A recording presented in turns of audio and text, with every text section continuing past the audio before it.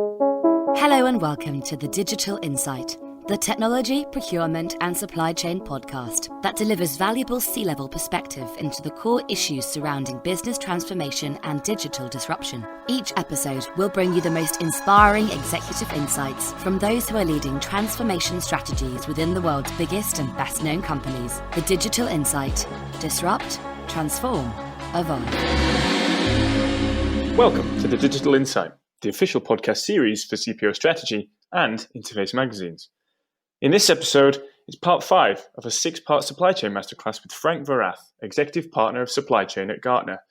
Frank and I explore the business and supply chain outlook for 2020 as Frank details his 10 predictions for the year ahead.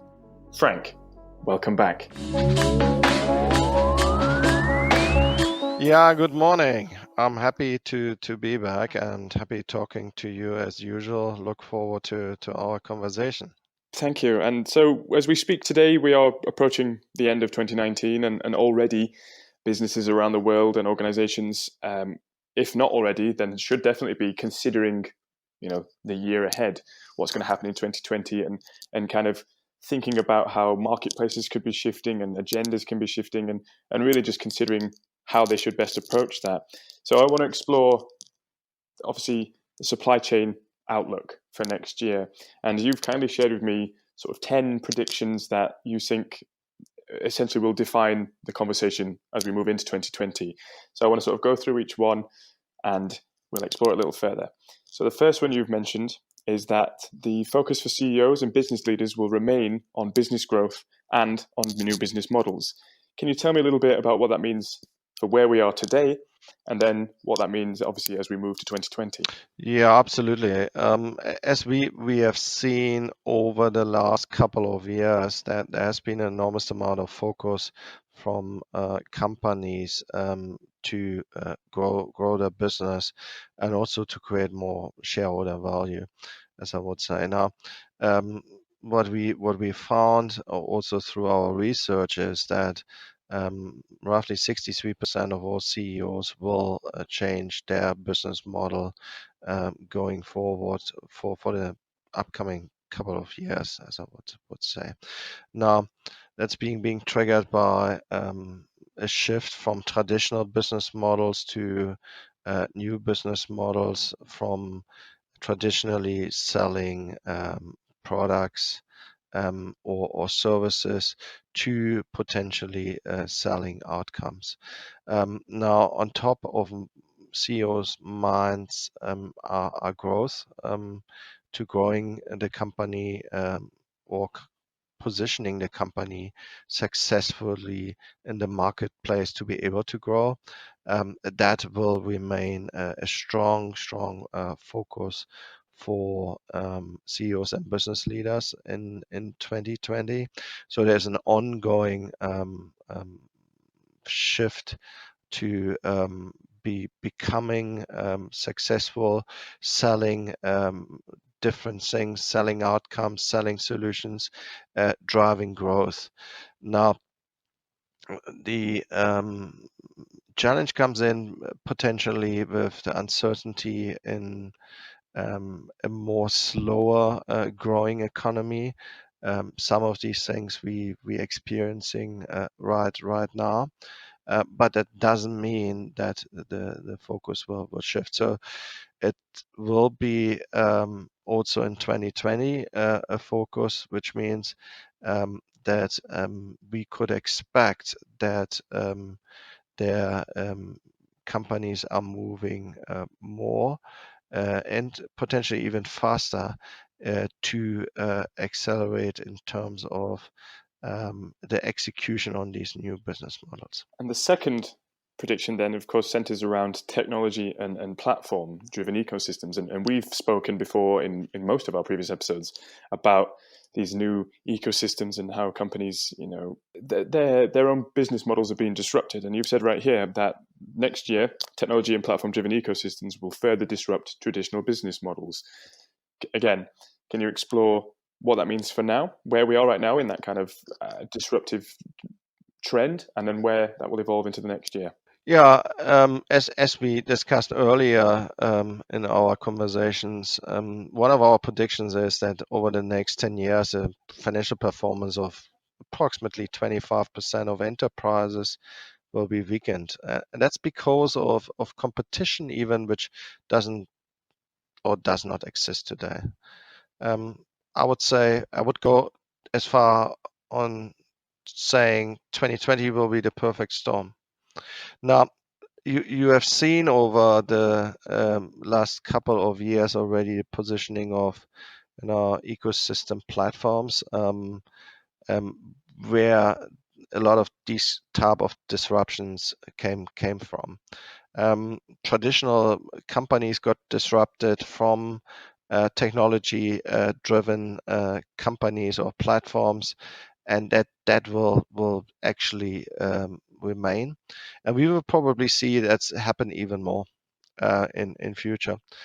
Like I said before, um, in a way, in an old traditional business model where you needed to have assets and you could deploy them and you would sell your products and you would sell your services, um, assets was absolutely required to be successful in a marketplace.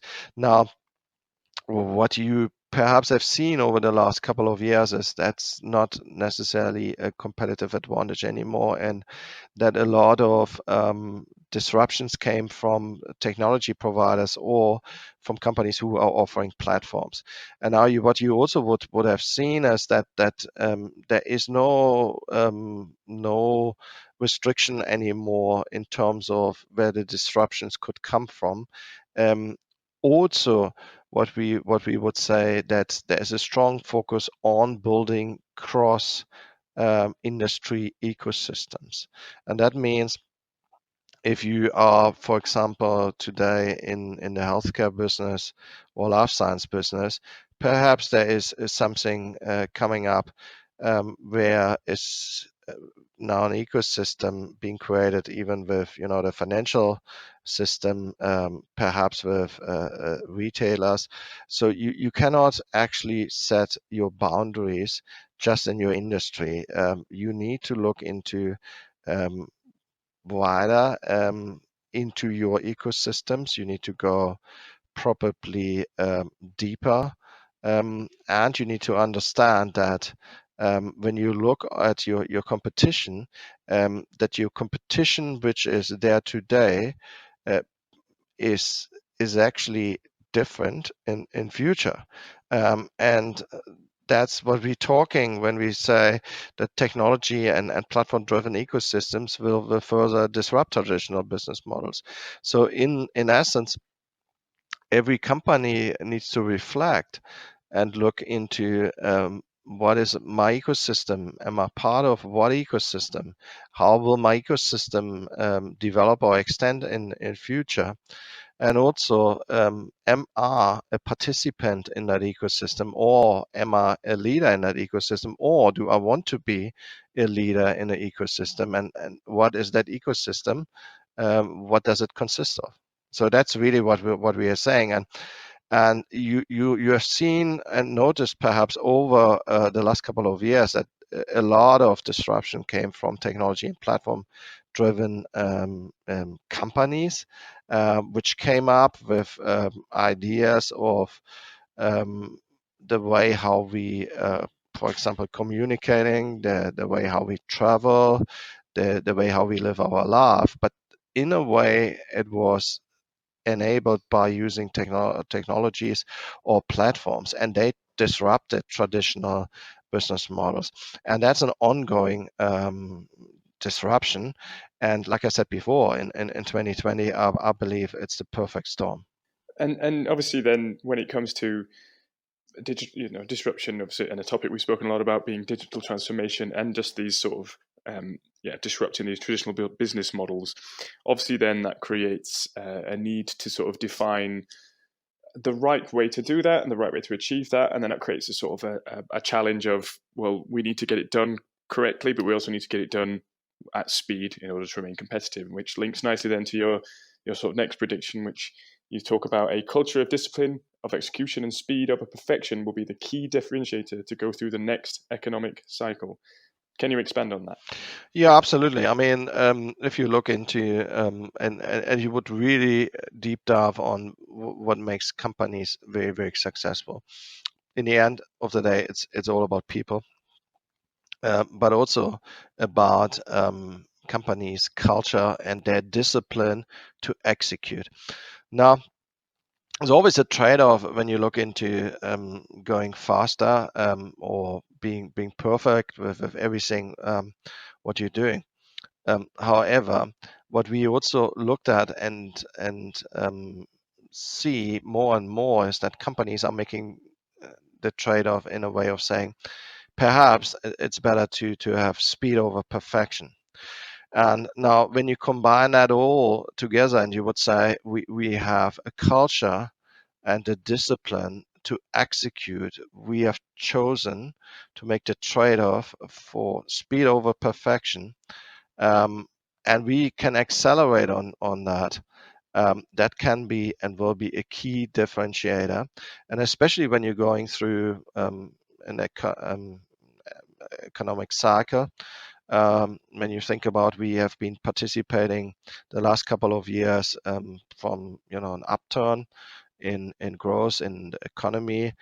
Now we see signs of really a slowdown to the point of potentially going into some kind of recession. But now the question is, how do you manage that as an organization? How you can go through that cycle? How can you positioning your company still participating even in an economy which slows down? And do you have the right culture? Do you have the right discipline to execute, to focus on what matters? And do you have, as I would call, the right rhythm or speed or speed clock to be able to really drive the results and good performance in your organization. So we believe that you will see, especially potentially in the next year, that there will be even a bigger gap between leading companies, which have all these types of attributes which I have described to you, and probably laggards which even falling more behind. Now, we've already talked about a little bit, about technology, and you talked about obviously how 2020 will sort of represent this perfect storm of creating these new ecosystems and disrupting traditional business models. Now, a topic that almost is a bit of a buzzword, it's a conversation that's happening everywhere, is the idea of digitalisation, and specifically, emerging technologies. Almost every day there's something new, and obviously 2020 opens a new doorway to who knows what technology might come and change the landscape. And obviously this has been a key driver of organizational and structural change, which is one of your predictions as for 2020. Explore that a little bit more then, about how how organizational and structural change will continue to be driven by digitalization and whatever the next technology will be. Yeah, you're right. It's an interesting conversation to have, especially on the digitalization and emerging technology side. Now, in our earlier and previous conversation, I always said that when you look at digitalization, you need to look at from two sides. The one really from the positioning your organization in the marketplace, also from a way how you want to run your business. If you're looking into creating new business models, selling outcomes, selling solutions, as instead of just selling your products or services. But even there, you need to understand the driver of digitalization into your current and future business models.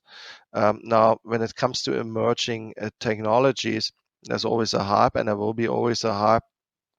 And that's why also we have the hype cycle. Now, often we also get asked of when do we have to act, or when do we have to replace certain technology? Is that technology we coming across? Where does it sit on the hype cycle? Now, one of the big discussions on top of that is the structure of an organization in future.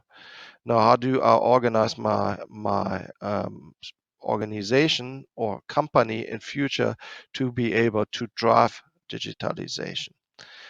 Now, when you look further, digitalization into a digital supply chain, we're talking about potentially automating certain business processes. And that will trigger off organizational change, structural change. It will trigger off new roles for supply chain functions you have in your organization. And our prediction is that will even further increase in 2020 because of the fact that we see companies are very busy in either deploying their digital strategy or designing their digital strategy, and there is pressure coming from their senior leadership to get faster on that. So in essence, we see that will drive even more change. It will drive potentially more complexity in the beginning because they still have to figure out how they're going to execute on that. And it will drive structural change. Now, of course, a byproduct of this is sort of it's a conversation that happens not even just in supply chain and procurement, but in all industries. As digital disruption and technology continues to redefine these working and operating models, is sooner or later we're going to get to a point where the current and older generations of workers are going to need to be replaced by a new generation of talent, which becomes a challenge because it's then how do you find the right talent that has the right skill set, the right capabilities to, I guess, operate in this new world, as it were, which is something, again, you've talked about in your predictions, where you talk about that there's going to be a war for talent for new data and technology-driven supply chain roles. The supply chain officer, the procurement officer, their role has changed entirely now because they need to have a greater understanding of data, of certain technology, of even certain ways of working. So obviously then you talk about that companies will look to invest to build diverse talent pools and strategic partnerships to share talents. Talk to me about that story then, about this sort of talent pool that needs to be invested in and needs to be there as we enter the next year and beyond. The way how we look at that is really that when you look into digitalization, emerging technologies, and all the changes we just have spoken about, also you need talent in your organization to be able to execute on that, or to even accelerate on that. Now, if you look across the access to talent, availability to talent related to I would say the new data or technology-driven supply chain roles, we see that leading companies are doing a couple of things really right. They're investing to build diverse talent pools, which means they're really using positives from globalization. They look across different geographies and also looking to attract talent into their organization, to retain them and give them an opportunity of a career, and also to develop across different functions. Right now, when you look at the access of talent, there is a scarcity, and you also have to understand that you need to build from the inside as much as you're looking on the outside. Now, one of these things what leading companies are also doing is building strategic partnerships, and that's across different industries to share talents. It could go as far as saying a prediction for that in a couple of years could be that you have talents sitting and you could share them in a talent pool across many companies, especially when it comes to some of these roles like data scientists or data analysts roles where you could consider that you have somebody who is working for you part-time and then perhaps part-time for another company, analyzing data, preparing data, um, and give it to you as a company to make a decision. And that's what we are talking about: strategic partnerships across industries, shared talents, which means you have an opportunity here to overcome the current obstacle because these type of people are not so often available. If you look at that, you could also say you need to be really super attractive as an organization to be able to actually get them into your organization. So that war for talent is an ongoing thing. And something that, again, we've spoken about at length before is while we're talking about transformation, while businesses are going through these changes, there's always going to be that sort of pressure on both Opex and capex spending. These are costly ventures. There's no getting around that. It costs a lot of money to make these changes, and essentially, these companies are looking for almost direct results, which in turns is driven by a need to optimize costs where possible. Can you talk to me a little bit about that then, about how that pressure is only going to increase over the next year? As we all experience right now, I believe is a bit of a slowdown economy. Like I said before, I think everyone is hoping that it's not going to end up in a recession like we had in 2007 or 2008. But we see more and more also that in many companies there's an enormous amount of pressure on Opex and capex spending as a result of that. Now, when you run an organization, you have to act, which means you have to read the signals, what the market is telling you, what your customers are telling you, and then you have to act. And one of the things we see is that the pressure in 2020 on Opex and capex spending, but also on working capital improvements, and that's really all around the cash you have in an organization, and cash gives you the ability to invest into your future growth again. So it's going to be more like a tighter environment where companies really focusing on Opex, capex, working capital. Having the cash is king. Companies don't go bankrupt because they are unprofitable. Companies mainly go bankrupt because they run out of cash. Now, that will set the tone in most companies for 2020.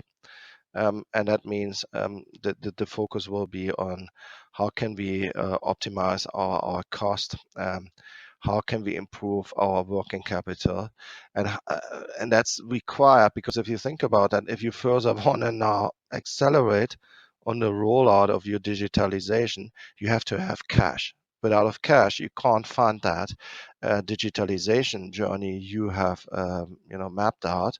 And if you are unable to actually execute on that, that will hinder you in future to actually grow again when we come out potentially out of that cycle. It's clear that, and it's obvious, sorry, that we are operating and living in a world where the consumer has access to more knowledge and information about a company than ever before, which of course lends itself to sustainability, about understanding how and where and why, and the sort of the processes that companies go through to essentially create, establish, and sell their services. What impact will this have in terms of driving the future consumer behavior?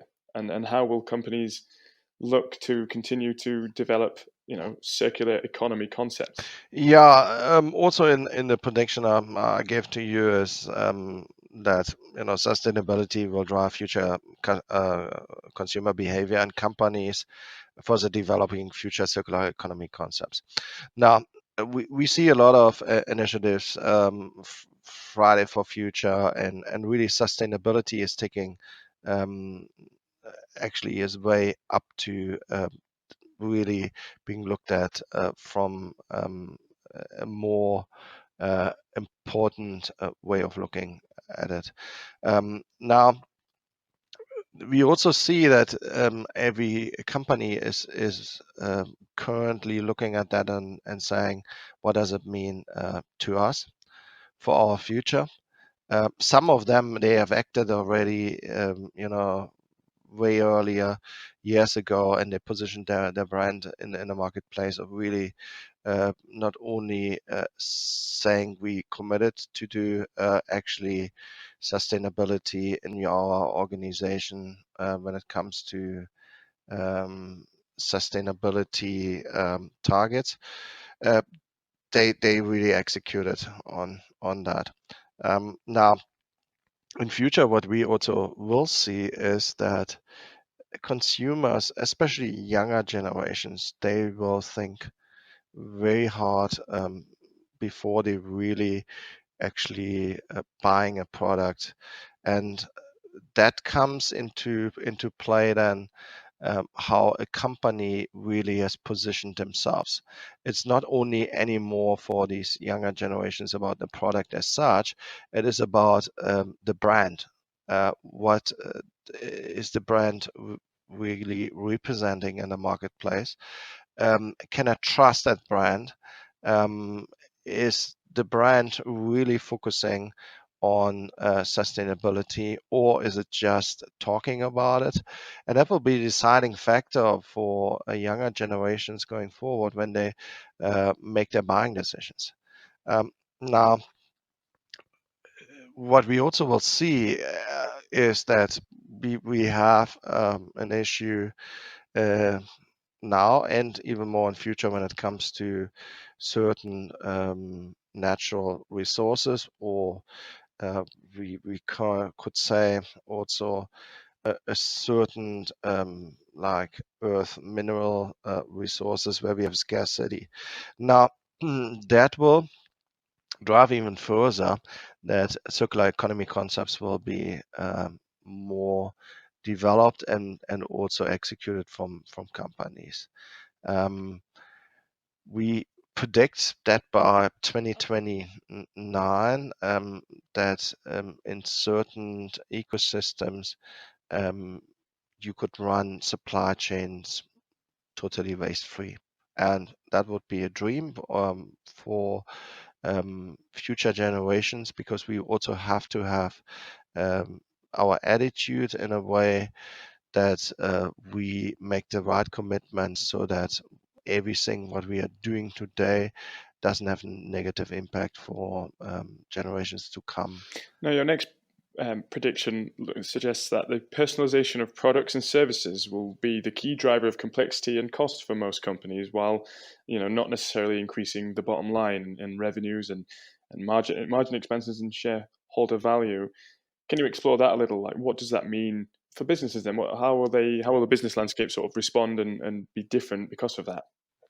Yeah, absolutely. I mean, if you think about companies positioning themselves in a way of, like I said before, selling products, services, but potentially also outcomes, and now there is a strong drive to further personalize that, to give um, a better experience or a better service. However, it will also drive more complexity. If you think about that, now you individually have to plan your product. You want to sell not based on a consumer group. Now you base it on an individual person and the individual needs of that person. Now that's when you look from a planning and execution point of view, you have to be really being geared up to execute on that, because it is a very highly complex environment you're dealing in. And with complexity, traditionally, complexity is driving cost. Now, if you're not being able to handle that through, like for example, better systems, better technologies, more skill or talents in your organization, you could end up with a whole heap of cost, which then actually impacts your EBIT margins. So perhaps you drive revenue growth, but it's probably not profitable growth you're going to drive if you don't have the environment being able to respond on that. On the one side, you perhaps looking into driving more growth and revenues in the organization, but you drive also more complexity. And with complexity, like I said before, there's coming cost, and the only way how you can do that is bringing in a lot of these technologies. You can automate. You need to automate some of your core business processes to actually also being able to reduce or optimize your cost to respond to that complexity. And sometimes also you could look at that from a perspective if it even makes sense to go even further on the personalization of your products you want to offer in the marketplace. So it's a bit of a trade-off you have to make, and you also have to keep on thinking about how you want to generate shareholder value in your organization, because that's also a deciding factor for companies when you look at that from a future perspective, and their ability to fund their future. So keeping your shareholders happy ongoing, and looking from their perspective when you're making decisions around how you want to really sell your products or services in the marketplace, and driving margins up and not just taking on new complexity which you can't handle, increasing your cost and driving your EBIT margins in the wrong direction. Now, your next prediction looks at the rise of procurement professionals, particularly through value-based and risk mitigating sourcing strategies. Now, of course, risk is something and risk mitigation is something that comes up a lot. So, yeah, can you explore this a little bit then about how that will impact the procurement professional? When you look about traditional procurement activities and how procurement professionals have been seen in organizations, it was around, reducing spend. Now, here, what we will see more coming also in 2020 is a more like a rise of procurement professionals. Companies are starting to understand the true value of a procurement professional, which is not just reduce my spend, but also it's about a value-based sourcing model. Now, when you think about what is value-based sourcing model, is about how am I want to drive value for the consumer in future, and how am I going to generate sustainable business performance and results, but also shareholder value. Now that's the one side.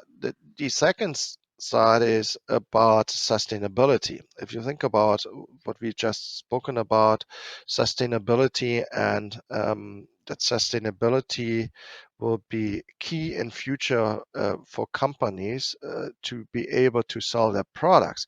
Now, that means when you now have your sourcing, your sourcing is not just only about sourcing the right material at the right cost. It is also looking at sustainability. And that's where the value comes on top. Now, risk mitigating sourcing strategies will be also more in the focus, especially when you think about shortage of certain material. Also, when you look at from where you're going to source these types of materials, certain industries, they have experienced that already with shortage of certain raw material. When you look at the technology industry, the pressure they're being under in the last year, uncertain materials, the pharmaceutical industry, that's now when you look at that from a sourcing perspective, that you looking into the value you want to drive for your consumer. Like I said before, the sustainability, and you're looking into sustainability and you want to make sure that you have a sustainable end-to-end value chain. And you're also looking from how can I mitigate my risk on sourcing and in future, and the potential shortage of certain materials. And another prediction you talk about sticking with the professional and the personal is we've talked a lot about technology, we've talked a lot about digital disruption and automation and and the future of that. But one thing you stress in this prediction is that you can't replace human intelligence. So it's all about the people, and technology, will only ever be an enabler. And I've spoken to a number of people in transformations, and increasingly people are sort of telling me that they are trying their best to focus entirely on the person and the people, that technology becomes secondary after getting the right people and upskilling. But how much more will that be the sort of key communication in the coming year? Look, there's a lot of talk about technology, digitalization, about all that. Often, I get a little bit of a feeling we forgetting we still have people, and we have human intelligence, and that can't be and it shouldn't be replaced. In the end of the day, it's all about people and technology as an enabler together to drive better outcomes. Now, when you look at that, technology is being seen as the silver bullet. Now there is no really silver bullet. It's when you look back and you analyze, there always have been technologies coming and disrupting current environments, and we see that again. Technologies are there as an enabler to make people more faster, more efficient, more effective, and also giving them ability to make better decisions. And that won't go away. So it's that interplay between technologies and human being. But I would rather have the conversation and focus more on people and human intelligence and how we can use technology to enable people to further enroll on their human intelligence, as instead of just talking about technology, and technology will be the answer for everything. So that's pretty much our belief where we're heading to also in 2020, that companies will potentially take a step back and say, okay, now how do we really positioning that in future? And finally, and this is an interesting one, because I think this has definitely picked up pace more recently in terms of recent years, is you talk of and you predict that there's going to be an increase of promotions, of CSCOs into senior CEO positions to manage ongoing business complexity and shareholder value creation. And again, this is something we've spoken about, where the chief supply chain officer now has more responsibility than ever before, and obviously you predict then that that's going to continue and that they'll eventually take on the role of the CEO. Talk to me a little bit about that then. Explore how 2020 will define that conversation. Yeah, we have seen that in the past already, that many of chief supply chain officers got promoted into leading companies into CEO positions, and as a matter of fact, because they understand end-to-end value chain of an organization, and they really have the ability to run a company sustainable basis, and generating also sustainable business performance and results. Now we have seen that, but we will see it even more, because if you think about it, all these complexity we have to deal with, with all the changes, ongoing changes in the world, companies traditionally would have having their top senior leaders coming up through different paths, but supply chain as a profession is a very good place to get into these top positions, and we will see it even more in future. 2020, we will see it. I'm excited about it. It's being long enough in the industry for supply chain professionals, really, that they have now the ability to further grow in their own companies and really making a contribution and an impact. Thank you for listening to the Digital Insight Podcast in association with the Interface.net and CPOstrategy.com. The Digital Insight is brought to you by B2E Media Limited. We hope you enjoyed this episode. Please remember to subscribe, rate and review. And don't forget to check out our podcast archive at www.b2e-media.com/The Digital Insight.